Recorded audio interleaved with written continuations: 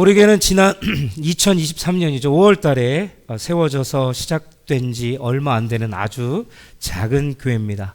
그리고 지난주에는 1주년 감사 예배와 또 임직 예배를 하나님 앞에 올려드렸는데요. 참으로 가슴 뜨거웠고 행복한 예배가 되었습니다. 그래서 저는 그때 또 그 감격을 잊을 수가 없고요. 또 함께 해주시고 수고해 주신 저와 여러분들을 하나님께서 그 마음과 그 믿음의 헌신과 수고들을 알고 계시고 지금도 그것을 기뻐하실 줄로 믿습니다. 그래서 우리가 이렇게 함께 모여서 예배하고 찬양하고 말씀을 나눌 수 있는 것이 얼마나 감사하고 귀한지 모르겠고요. 그리고 신령상 하나님께 주신 직분들을 허락하셔서 세워졌으니까 이제 모든 직분자들이 하나 한 뜻으로 하나님의 나라를 세우고 또한 그 헌신과 섬김을 통하여 하나님의 거룩한 교회들을 세워나가기를 주님의 이름으로 축복합니다. 여러분, 교회는 지상에 있는 하나님의 나라의 공동체이죠. 그래서 건물이 아닌 구원받는 성도들이 모인 그것이 교회라는 것입니다. 그래서 우리가 건물에 집착할 필요는 없다라는 거예요. 오늘의 본문 말씀은 예수님의 그 갈릴리 전도가 이제 확산되기 시작하고 복음의 그 전파가 이제 최절정기에 이르렀을 때, 무르익었을 때 참다운 교회의 모습을 보여주고 있는 말씀이에요. 바른 교회, 참된 교회, 바람직한 교회는 어떤 교회라는 것을 예수 그리스도께서 친히 제자들 앞에서 말씀해 주고 있는 본문입니다. 그래서 마태복음을 우리가 좀 정성스럽게 조심스럽게 읽다 보면 첫 4장까지는 어떤 이야기가 있냐면 예수님의 그 탄생과 선교를 위해서 하나님의 나라를 준비하기 위해서 그 말씀들이 기록되어 있고요.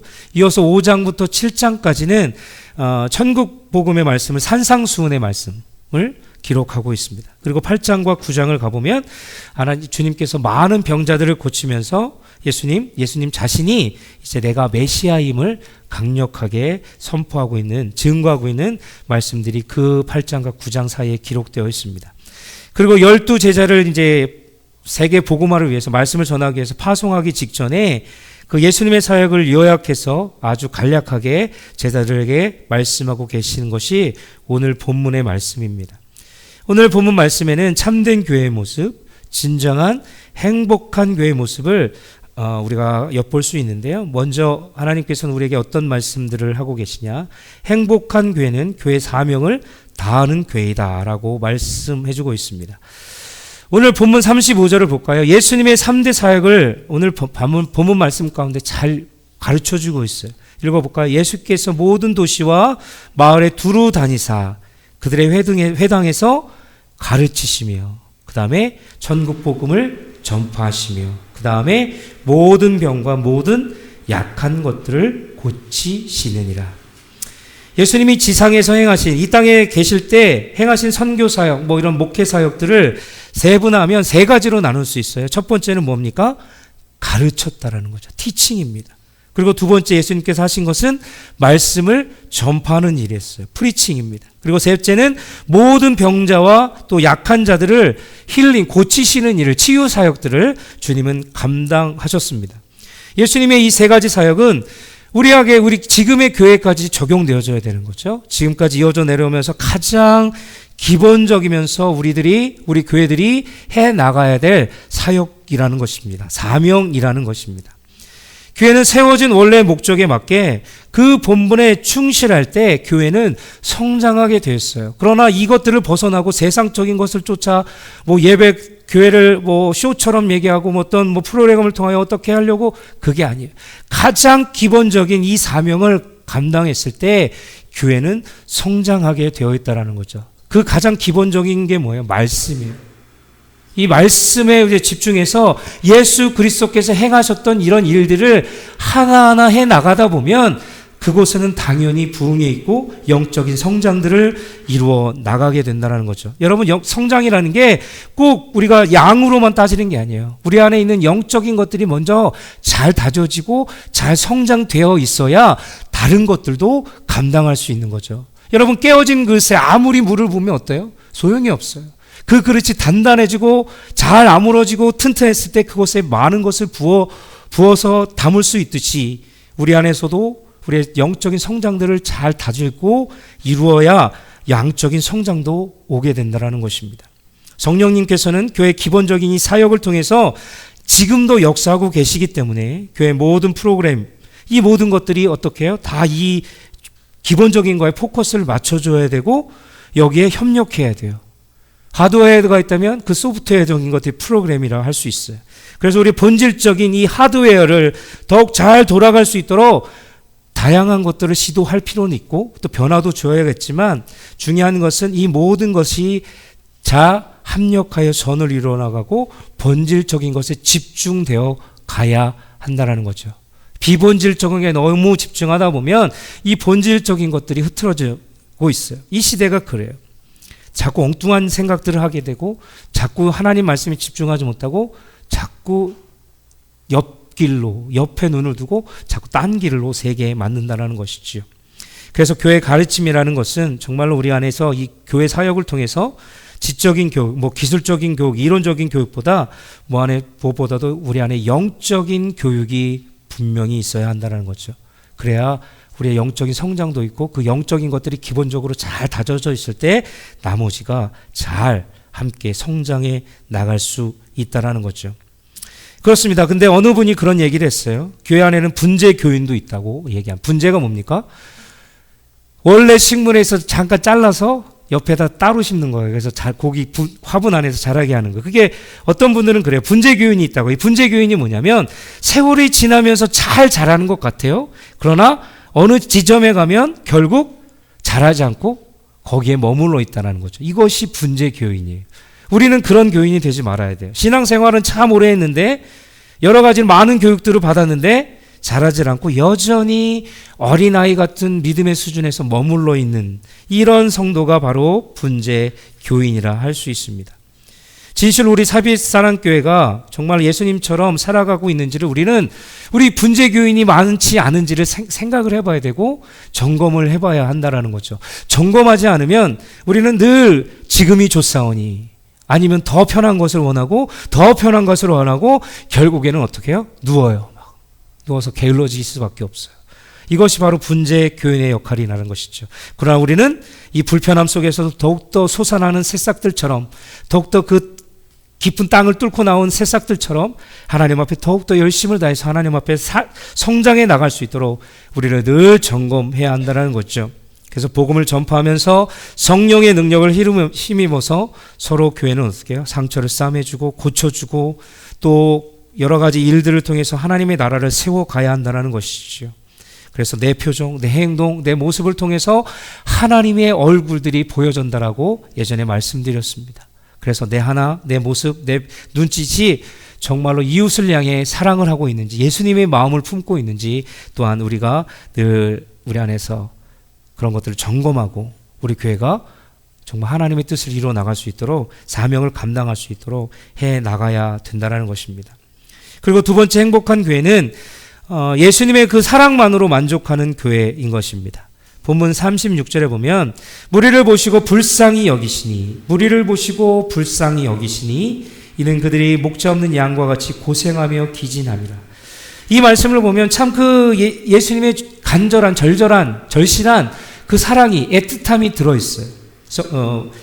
교회에 들어서면 왠지 모를 그런 느낌이 있잖아요. 사랑이 느껴지고 기쁨이 느껴지고 편안함이 느껴지는 그런 때가 있어요. 그런 교회가 있어요. 우리 교회도 물론 그렇지만 제가 예전에 유럽을 여행할 때의 일이었습니다. 또 신앙생활하고 목회자 또 사역자이기 때문에 교회를 안 둘러볼 수가 없더라고요. 그래서 막 둘러보는데 참 처음에 이제 들어가기 전에는 너무 놀라웠어요. 웅장하고 이렇게 어떻게 그 시대에 건물을 지어서 이렇게 예배를 드릴 수 있었을까? 근데 그 안에 들어가 보면 참 안타까웠어요. 눈물을 지을 수밖에 없어요. 그 좋고 웅장한 건물들이 도서관으로 변해 있거나 아니면 술집으로 변해 있거나 그렇다면 박물관으로 변해 있어요. 참 안타까웠어요. 예전에 얼마나 뜨거웠기 때문에 그렇게 졌을 텐데. 근데 지금 해보면 많은 하나님의 자녀들은 어디 갔을까? 안타까운 현실입니다. 그럴 때마다 참 마음이 슬픔이 오고 그런데 그걸 마찬가지예요. 또 사역을 하다 보니까 어느 교회는 참 들어가기 전부터 막 뜨거움이 있어요. 만족감이 있고 설레임이 있어요. 그 영적인 찌릿찌릿함이 있어요. 근데 또 어느 교회를 가니까 한숨만 나오고 막 마음이 답답하고 그런 교회가 있더라고요. 제가 실제적으로 사역을 하다 보니까 그런 교회들이 있어요. 그럴 때는 참 찬양도 안 되고 기도도 안 돼요. 왜 그랬을까? 근데 그 교회는 분명한 문제가 있었어요. 영적으로 닫혀 있었고 영적으로 문제가 있었기 때문에 그런 일들이 벌어졌다라는 거죠.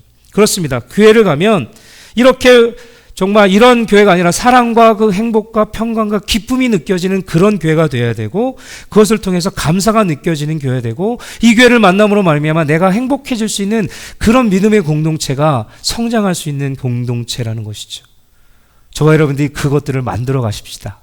그리고 그것을 통해서 많은 죽어가는 영혼들이 이곳에서 위로받고 이곳에서 행복을 찾고 기쁨을 찾는 그런 교회 공동체로 만들어 갔으면 좋겠어요.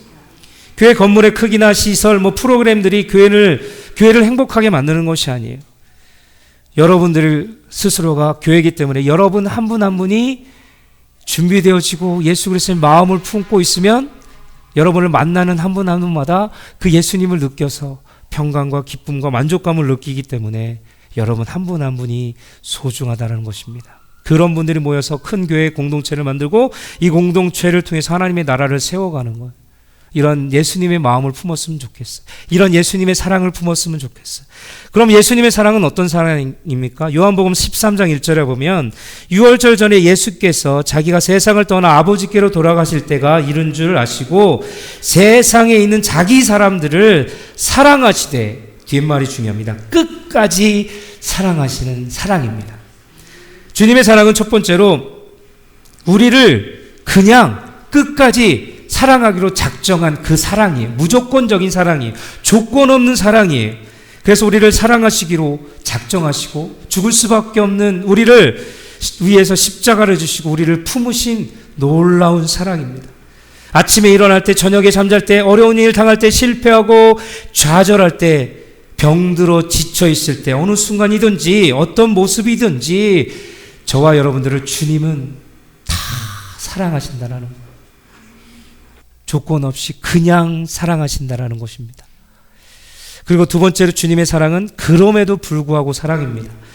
우리 주님은 죽음이 바로 앞에 있는데도 불구하고 내 멋대로 살고 내 뜻대로 살며 늘 배신해도 모자랄 여전히 죄를 짓는 우리들을 그럼에도 불구하고 용서해 주시면서 죽기까지 사랑한 그럼에도 불구하고의 사랑입니다.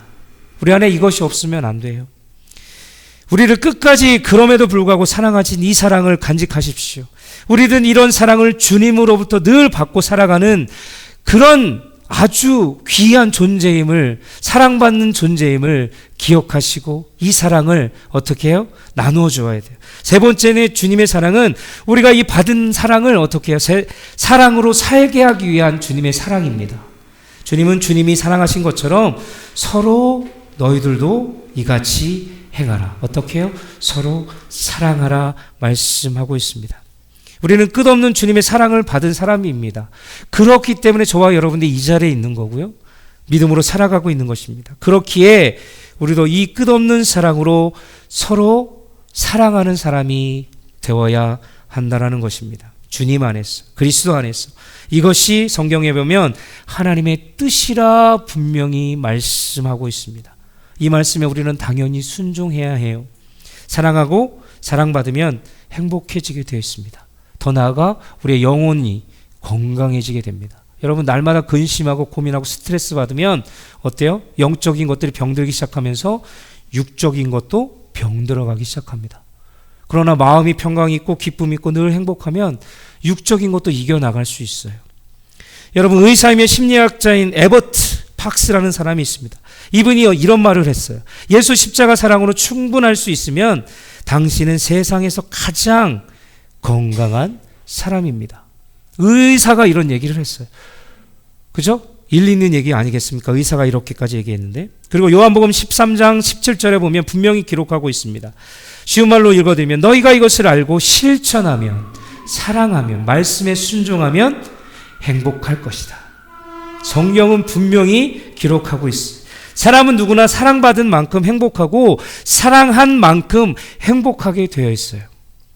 저와 여러분들이 그리고 우리 새빛사랑교가 이 예수님의 그 조건 없는 사랑, 그럼에도 불구하고 사랑, 이래도 사랑 저래도 사랑, 아무 조건 없이 사랑했던 것처럼 저와 여러분들, 이웃들, 가족들을 이렇게 사랑하셨으면 좋겠어요. 주님처럼. 주님이 여러분을 끝까지 사랑하는 것처럼, 포기하지 않는 사랑처럼 견뎌내시고 잘 이겨내셔서 사랑하셔서 우리가 행복한 공동체를 만들어갔으면 좋겠어요. 그리고 또 성도는 언제 가장 행복하다고 느낄까요? 나를 내려놓을 때, 주님 안에서 나를 내려놓을 때 가장 행복한 것 같습니다. 사람에게는 두 발이 있죠. 사람의 두 발은 무거운 육체를 들어서 움직일 수 있는 그런 역할들을 감당합니다. 그런데 그 발이 가장 건강할 때는 발이 있다는 사실을 기억을 못해요. 그냥 왜? 자연스럽기 때문에 달려서 걸어가고 있구나. 근데 여러분 못에 찔려 보셨습니까? 찔려보지 않으셨나 봐요. 저는 예전에 학교 다닐 때, 옛날에 저희 학교 다닐 때는 마루였어요. 못이 가끔 삐쳐나오거든요. 제가 그것을 밟은 거예요. 그래서 발가락이 뚫고 나왔어요. 살을. 그러니까 못이 살을. 그래서 병원도 가고 치료도 받았는데 당분간은 제가 잘 걸었을까요? 못 걸었을까요? 못 걸었어요. 그냥 편하게 늘 달려있는지도 모르고 그냥 살았는데 바늘이 찔리고 못이 찔리 아파 보니까 그 사실을 알겠더라고요. 건강한 사람은 달린 발이 그냥 당연히 있다라고 생각합니다. 그러나 발이 아프거나 티눈이 생겼거나 다쳤다면 자기에게 발이 얼마나 소중하다는 것을 깨닫게 됩니다. 그래서 발이 건강한 사람은 마음대로 다니면서 자기에게 발이 있다는 사실을 잊고 살아간다는 것이죠. 사실은 이때가 발이 가장 건강할 때예요. 만약에 내 발이 건강하지 않다면 자꾸 신경이 쓰이고 아파오잖아요. 자꾸 신경이 갑니다. 그러나 가장 건강할 때는 느끼지 못할 때예요. 마찬가지로 그리스도인에서 가장 행복할 때는 언제예요? 나를 주님 안에서 내려놓을 때가 가장 행복한 거예요. 자꾸 나를 생각하고 내 욕심을 생각하고 내 경험을 생각하고 내 의지를 생각하면 자꾸 내가 들어가는 거예요. 내 안에. 그래서 자꾸 내가 원하는 것을 하려고 해요. 교회도 내가 원하는 대로 흐트러가고 휘잡으려고 하고 그렇게 흘러간다는 거죠. 그러나 건강한 교회는, 행복한 교회는 나를 내려놓을 때 가장 행복할 수 있어요. 그렇죠? 그리스도 안에서 자기를 잊을 때, 나를 내려놓을 때 미움이나 다툼이나 질투 이런 것들을 생각할 수가 없어요. 욕심을 낼 수가 없어요. 그래서 참으로 행복한 교회, 좋은 교회는 시설이나 어떤 프로그램이 아니라 정말 그리스도의 이 진정한 사랑을 깨닫고 체험하고 경험하고 나누는 교회가 진정한 교회라는 거예요. 그 감격과 기쁨으로 인해서 내 자신을 내려놓을 때 정말 기쁨이 그 안에서 충만하게 되는 거예요. 이런 교회가 정말 하나님이 쓰시는 교회고 하나님이 임하는 교회고 행복한 교회가 될 수 있습니다. 저와 여러분들이 이런 일들을 감당해 주시기를 주님으로 간절히 축복합니다. 그리고 세 번째 행복한 교회는 예수님 중심으로 말씀에 순종하는 교회입니다. 순종하는 교회죠. 오늘 말씀 37절로 38절에 가보면 예수님 중심으로 일꾼들을 부르시는 말씀이에요. 제가 한 번 더 읽어드립니다. 이에 제자들에게 이르시되 추수할 것은 많되 일꾼이 적으니 그러므로 추수하는 주인에게 청하여 추수할 일꾼들을 보내주소서 하라, 이렇게 기록하고 있습니다. 예수님의 이 부르심에 순종해서 주의 일꾼으로 모인 교회가 참으로 행복한 교회예요. 예수님 중심으로. 포커스가 어디 있어요? 목자에게 있는 게 아니에요. 어느 사역원장에게 있는 게, 어느 장로님에게 있는 게 아니에요. 예수 그리스도에게 중심을 둔 교회예요. 모든 성도가. 그러면 예수님 중심의 교회는 어떤 교회일까? 첫 번째로 보면 예수님은 제자들에게 추수할 것은 많되 일꾼이 적으니 추수할 일꾼을 보내주소서 하라, 이렇게 말씀하고 있습니다. 이처럼 예수님으로 뭉친, 똘똘 뭉친, 중심으로 뭉친 교회는 이것을 봤을 때 어느 누구나 와서 편하게 만날 수 있는, 그리고 편하게 하나님의 일들을 할 수 있는 열려있는 교회라는 거죠. 세상 사람들이 어느 교회를 향해서 교회보다 독한 교회는 없다, 이기적인 교회는 없다라고 얘기를 저는 듣기까지 했어요. 왜 그럴까요? 닫혀있기 때문에 그렇습니다. 누구나 와서 함께 일하고 함께 섬기며 함께 예배할 수 있는 그런 교회가 좋은 교회라는 거죠. 좋은 교회, 참으로 행복한 교회는 가난한 자, 병든 자, 지식인, 많이 배우지 못한 자, 뭐 남녀노소 누구나 막론하고 그것을 통하여 모여서 회개할 것은 회개하고 깨달아 돌아와 주님께 예배하며 나가는 어느 누구나 와서 함께 할 수 있는, 일할 수 있는 그런 교회가 되어져야 된다는 거죠. 늦게 온 자나 일찍 온 자나 아침 일찍 8시에 온 자나 저녁 늦게 오후에 온 자나 예수님 중심으로 마음껏 일하고 주님으로 상을 받는 교회가 바로 행복한 교회라는 것입니다. 우리 교회가 그런 교회가 됐으면 좋겠어요. 두 번째로 예수님 중심 교회는 충성스러운 일꾼들이 많은 교회입니다. 저는 지난주에 일꾼들을 세우면서 참 교회가 이렇게 많으면 일꾼들이 많으면 많을수록 좋겠다는 생각이 들었어요. 좋은 교회, 성장하는 교회는 모든 교인들이 믿음 안에서 화목하고 맡은 바 최선을 다하는, 충성을 다하는 그런 교회가 성장하게 되어 있어요. 우리 교회는 비록 작지만 저를 비롯해서 장로님, 집사님, 권사님들 계시죠. 또 사역원장님들도 계시고 또 여러분 다 통틀어서 평신도 분들도 계십니다.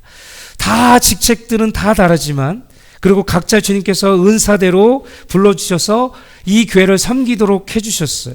그리고 하나님의 나라 확장을 위해서 이곳에 세우셨고 하나님의 뜻을 세워 나가신다는 것이 저는 느껴졌습니다.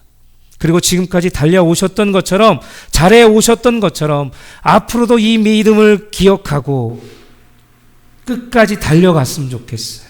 하다 보면요, 제가 느끼는 거는 많은 경험들을 하지 못했지만 많은 교회들 다니다 보면서 가장 안타까운 것이 그거예요. 10년 됐건 30년 됐건 40년 됐건 신앙을 오래 하면 오래 할수록 더 그 교회를 힘들게 하더라고요.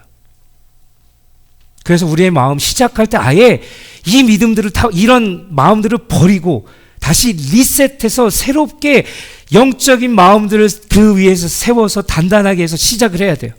그래서 제가 요즘 계속해서 기도하고 말씀을 나누는 것들이 가장 믿음적인 것, 가장 교회 기본적인 것, 이것들을 터 위에 영적인 것들을 잘 다져놓지 않으면 여러분 우리 교회가 2년이 됐고 5년이 됐고 10년이 돼봐요. 자꾸 욕심이 생겨요. 그래서 교회를 어떻게 하면 좀 더 크게 만들까? 어떻게 건물을 아름답게 만들까? 아니, 그게 중요하지 않습니다. 내가 먼저 영적인 것들이 잘 다졌었을 때, 그리고 이러쿵저러쿵 불평하는 것이 아니라 정말 믿음의 토를 다는 것이 아니라 하나님 말씀에 순종함으로 말미암아 충성된 일꾼이 많아지면 많아질수록 그 교회는 성장하게 되어 있다는 것입니다.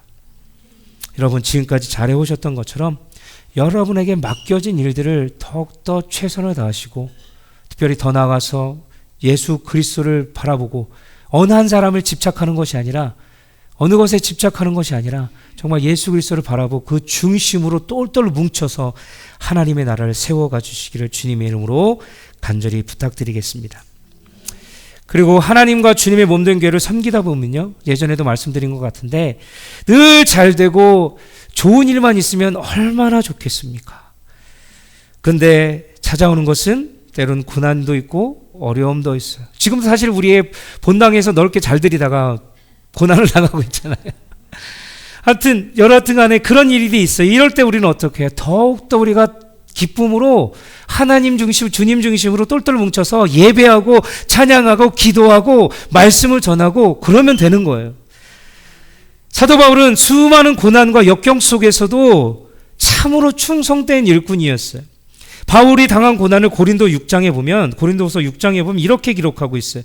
오직 모든 일에 하나님의 일꾼으로 자처나요. 스스로 내가 자원해서 많이 견디는 것과 환난과 궁핍과 곤란과 매맞음과 갇힘과 요란한 것과 수고로움과 자지 못함과 먹지 못함을 당했다.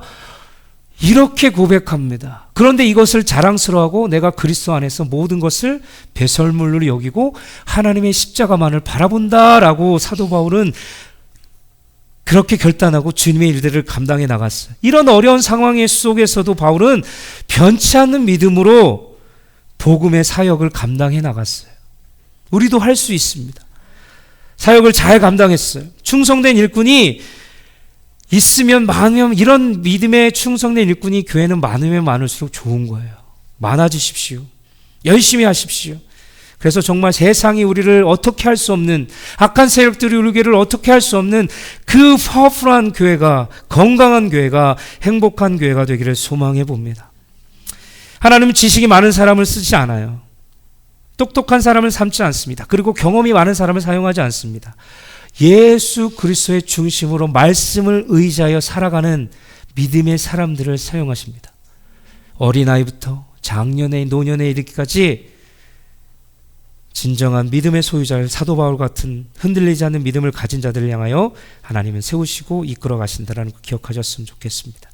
그리고 세 번째로 예수님 중심 교회는 어떤 것이냐, 그 안에 온유함과 겸손함을 겸비한, 그리하여 세상 사람들로 하여금 칭찬을 받는 그런 교회가 예수님 중심의 교회입니다.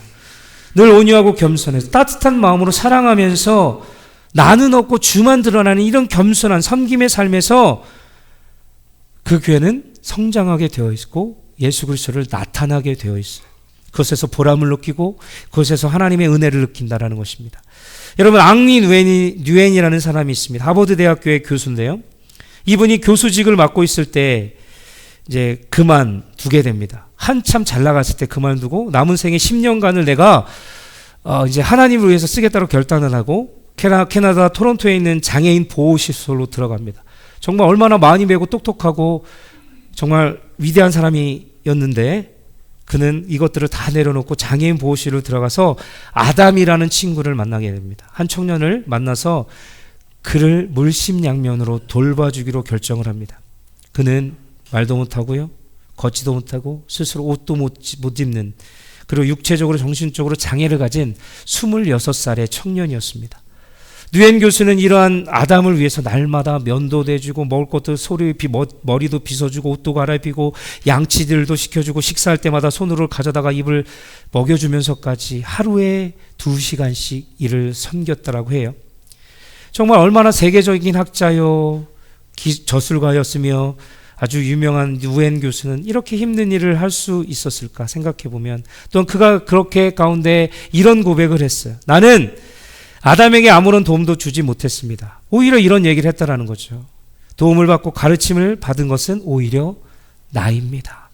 나는 아담을 통해 영적으로 불구자인 나를, 하나님이 어떻게 나를 사랑하고 계신지를 배웠습니다.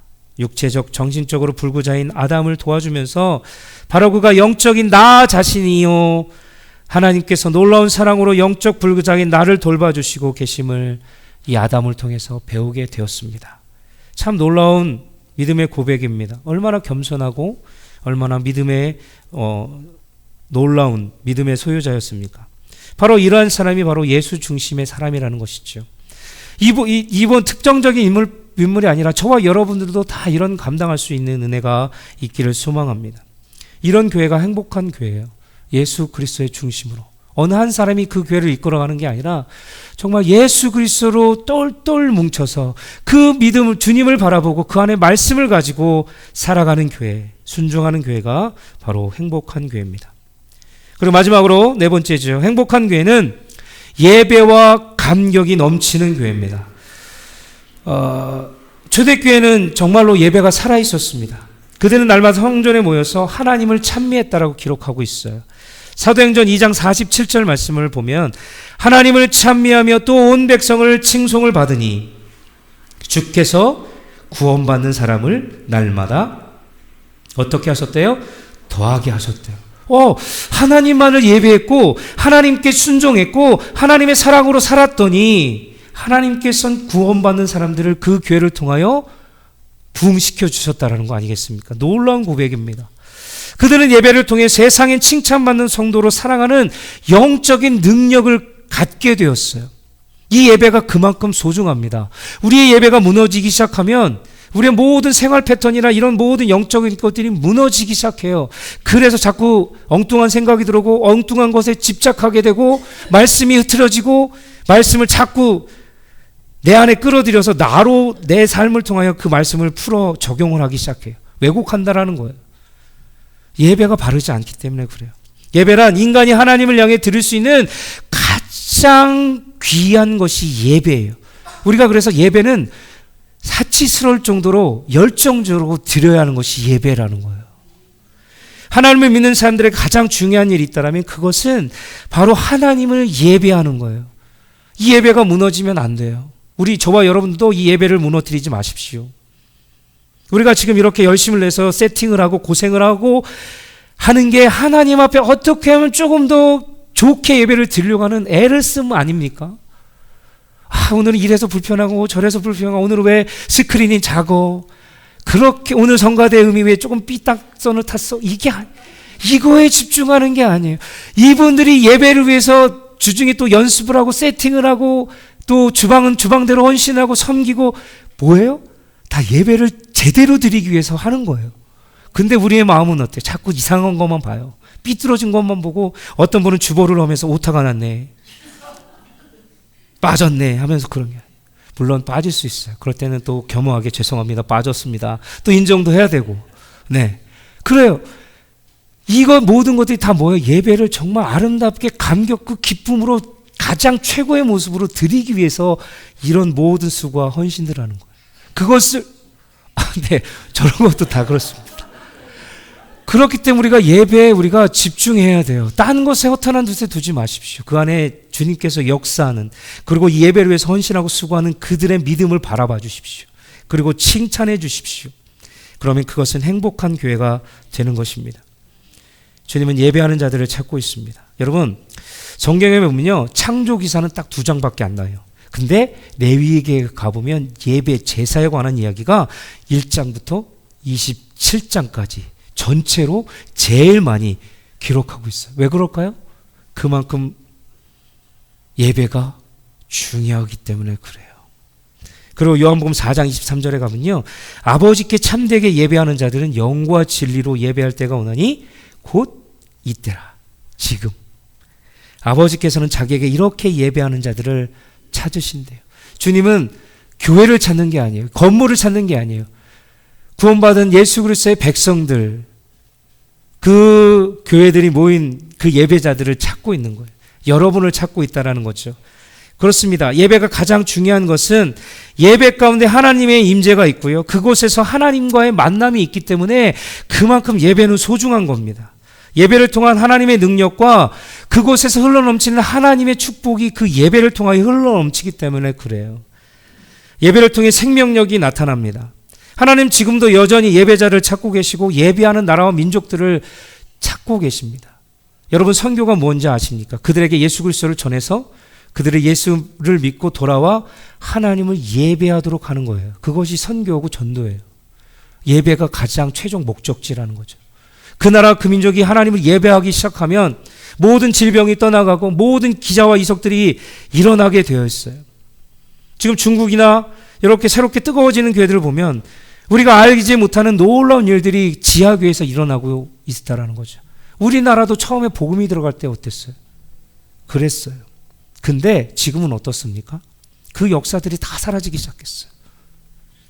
왜 그런지를 우리는 생각을 해봐야 돼요. 예배가 무너졌기 때문에 그렇습니다. 예배의 성공자들이 되십시오. 이것이 우리에게 있어서 가장 중요한 성공입니다. 세상의 성공이 아니라 예배의 믿음 안의 성공을 말하는 것이죠. 여러분, 청교도들을 아시죠? 이 미국을 누가 세웠습니까? 청교도들이 세웠습니다. 그들은 오자마자 또 참된 예배의 자유를 위해서 추위와 이 배고픔과 여러 가지 고난과 이런 역경들을 불구하고 먼 길을 떠났어요. 말씀을 지키고자 떠났어요. 그 말씀이 살아 있었기 때문에. 그래서 이 지금의 부강한 미국을 세웠는데 이 미국이 이 모양 요 꼴로 되었다라는 건 참 안타까운 일이에요. 왜요? 말씀이 무너졌고 예배가 무너졌기 때문에 그래요. 여러분, 예배 무너뜨리면 안 돼요. 예배를 살아 있어야 돼요. 예배는 우리 삶의 축복이 됩니다. 그 민족을 살리고 그 나라와 그 사람들을 살리는 게 예배예요. 우리는 날마다 하나님을 찬미하고 그 영광을 드러내는 삶을 살아야 돼요. 우리 이렇게 매주일 주일 한 번 이렇게 딱 모여 또한 예배도 중요하지만 그 예배를 함께 모여 드리기 위해서 우리의 삶으로 연결되어진 예배가 중요합니다. 여러분, 오늘 우리가 이렇게 예배를 드리고 은혜 받고 돌아가잖아요. 가서가 중요한 거예요. 하나님은 세상에 나가, 여러분의 처소에 나가 환경과 문화와 뛰어넘어 각자의 처소 디아스포라를 만들어서 각자로 가 그곳에서 하나님을 예배토록 하게 하는 거예요. 여러분, 선교사입니다. 여러분 삶의 현장의 선교사들입니다. 복음 전도자들이고요. 그곳에서 우리가 삶으로 예배하고 그것을 통해서 사람들이 여러분을 통해서 칭송받게 해야 돼요. 예수 그리스도를 믿는 사람은 다르구나. 우리는 그것들을 기억하셔야 됩니다. 예배드린다는 것은 세상에서 오염된 우리의 영혼을 주님과 인격적인 만남을 통해서 계속 거룩하게 회복시켜 나가요. 그래서 삶의 예배가 중요한 거예요. 그냥 일주일 펑펑 놀고 세상 노세 젊어서 놀아, 세상 죄는 내가 다지고 하면서 놀다가 주일날 나와서 주님 제가 잘못했어, 이게 아니에요. 물론 그런 것도 필요하겠지만 삶을 통해서 늘 하나님과의 만남을 통해서 나를 돌아보고 예수님을 생각하고 중심으로 생각하다가 그 만난 감격의 주님을 이 주일 공예배에 와서 함께 축제 예배로 뻥 터뜨리는 거예요. 그래서 우리는 이 예배가 그만큼 중요한 것입니다. 예수님께서도 복음을 전하고 말씀을 가르치고 치유하신 것도 다 이런 이유에서 그래요. 최종 목적은 그 나라, 그 민족, 그 백성들이 하나님을 예배하도록 하기 위해서. 하나님은 지금도 이 예배에 목마르십니다. 어떻게든 말씀을 통하여 바르게 살고 그 말씀이 그것에 선포되고 그 예배를 통하여 그 땅, 그 민족들이 살아나는 것. 그렇기 때문에 예배의 자리로 나가야 합니다. 예배는 우리를 향하신 하나님의 사랑으로 마음을 열고 하나님의 뜻을 따라 순종하며 살겠습니다 결단하는 시간도 되어져야 합니다. 그래서 예배드리는 것은 하나님이 만드신 우리 인간에게 있어서 최고의 축복이고 최고의 가치가 있는 것입니다. 여러분, 명품만 챙기지 마십시오. 명품보다 더 귀한 예배가 있습니다. 이 예배를 소중하게 여기십시오. 예배를 드리지 못하는 환경에 있다면 어떻게든 가족들이 혼자서라도 주님께 예배하고, 요즘 얼마나 시설이 잘 되어 있습니까? 지구 반대편에 가서도 인터넷만 틀면 온라인으로 예배를 다 드릴 수 있어요. 근데 거기에 너무 집착하지 마시고, 편애가 아니에요. 그곳에서 내가 얼마나 사모함으로 예배를 드리냐가 중요한 거, 마음이 중요한 겁니다. 결단하시고 어디서 무엇을 하든지 혹 여행을 가서든지 꼭 이 예배는 빠지지 말고 하나님을 향해서 드리시길 주님의 간절히 축복합니다. 말씀을 마칠까 합니다. 여러분, 오늘 우리 가운데 계신 하나님을 보고 기뻐하면서 감사하고 늘 찬양하십시오. 그 안에서 감격하시고 예수님 한 분만으로 만족하시고 주님이 주신 그 만족감으로 주님 중심으로 모든 것을 포커스를 맞춰 모든 교회의 일들을 해나가시기를 주님의 이름으로 간절히 부탁드립니다. 여러분, 지금까지 잘해오셨어요. 근데 여기서 끝나면 안 돼요. 앞으로가 더 중요해요. 지금 1년 됐잖아요. 이제 2주년의 꿈을 향해, 제가 목회서 시내에 또 안 읽어보신 분이 있을 거야. 그렇죠?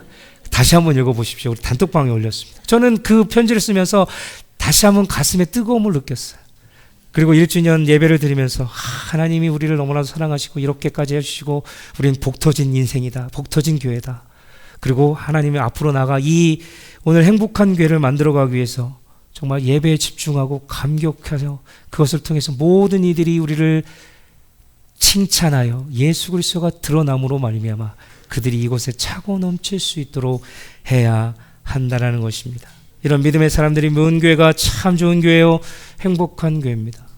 여러분, 나보다 나는 없고 주만 있고 주님만 드러나고 주님만 행복하고 주님만 기뻐할 수 있는 우리 교회가 돼서 정말 하나님과 이렇게 춤을 추면서 이를 기뻐하고 하나님께 영광 돌리신 우리 세빛사랑교회가 됐으면 좋겠습니다.